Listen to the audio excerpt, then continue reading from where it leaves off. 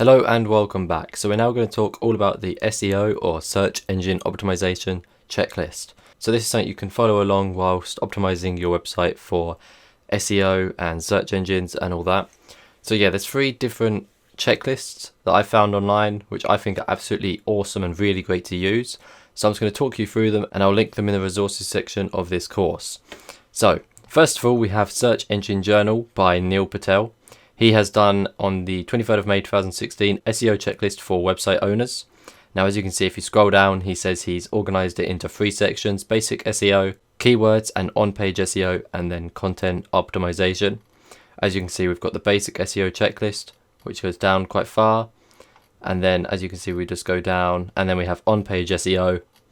And if you keep going down, we then have content optimization. This is a really helpful SEO checklist to have, and it's always helpful to have there just so that it can be by your side so you could use it whenever you need to use it. So yeah, that's absolutely perfect, and that helps so you never miss a thing when you're optimizing your website.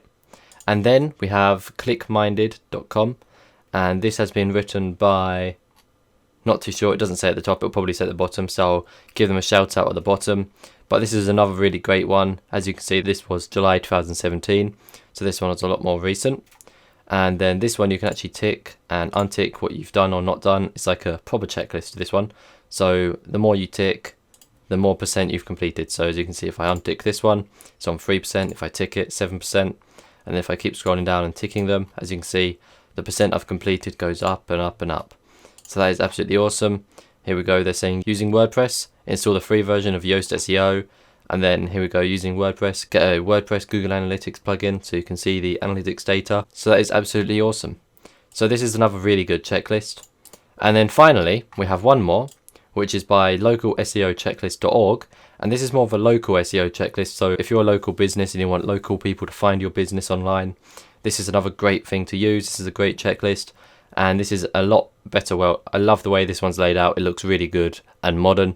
And once again, if you tick ones you've done like so, it shows that you've completed more at the top. There's a bar that goes along the top, this green bar here.